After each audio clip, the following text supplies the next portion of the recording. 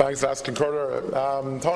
There is a crisis in our child and adolescent mental health services across the country, and your government is asleep at the wheel as it unfolds. Figures supplied to our colleague Deputy James Brown, who is our spokesperson on mental health, showed that there are 6,181 children waiting for a primary care psychology appointment at the end of January 2018. 6,181 children. And of that 6,181, 1,635 have been waiting over a year to see somebody. The time is of the essence for dealing with children and teenagers. There is a very short window to assist and treat their condition and put them on a path to recovery. Yet for 1,635 children, that window has been made even shorter. Those opportunities have been deprived.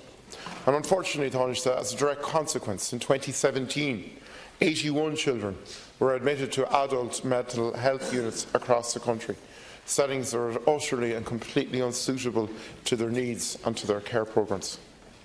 One of the major difficulties is attracting staff to work in our CAMHS services. Again, figures supplied to Deputy Brown show that whilst a staff complement of 1,237 is required for a full community-based CAMHS service, only 657 of that complement are in place in 2017. And if we look at current recruitment trends, it will be 2030 before that full complement is put in place, while the HSE dawdle futures of children are being put at risk. That's 12 years' time. How many more thousands of children will lose out on treatment? Many more thousands of parents will be put through intolerable stress. And this is a nationwide problem, Taoiseach. Every deputy has dealings with this in their constituency offices. I have it in Mayo. But in Wexford and in Waterford in the last number of weeks, it is being utterly highlighted because of the decision of Dr. Kieran Moore, the specialist paediatric consultant, to resign his post.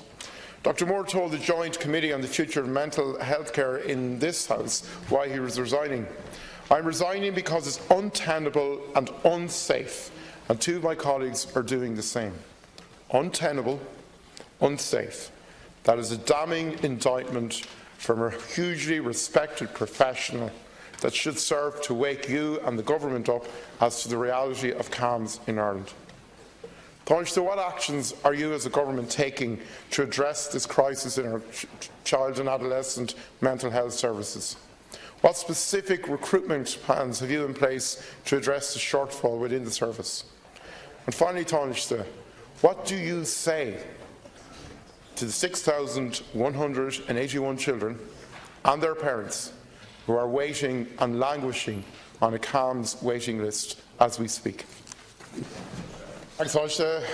You speak of recruitment, and yes, it's not easy, but there are also substantial resignations. I spoke of Dr. Moore and his comments about the system being untenable and unsafe. Dr. John Hillary is the current president of the College of Psychiatrists in Ireland, who worked up until this year with the HSE, but he resigned from the HSE because of his pure frustration in their inability and their lack of interest in dealing with this situation. Dr. Hillary spoke of doctors facing a moral distress of not being able to access the resources or their care needed to help his patients, and doctors finding themselves, to quote, in ethically compromising situations on a regular basis in a system where, to quote him again, bureaucracy has gone mad. You speak of the difficulties in recruiting consultant psychiatrists and psychologists, yet there seems to be no difficulty in recruiting managers. Dr. Moore, in his evidence to the Mental Health Committee, spoke of the role of managers in Waterford and Wexford, of him as a frontline professional not understanding their role. So it seems, in spite of your words, and I've no doubt your personal commitment, that the reality facing those 6,181 children is very stark, and that the prospect of getting people off those waiting lists seems very remote. So again, Taoiseach, I ask you, is bureaucracy more important than actually treating children?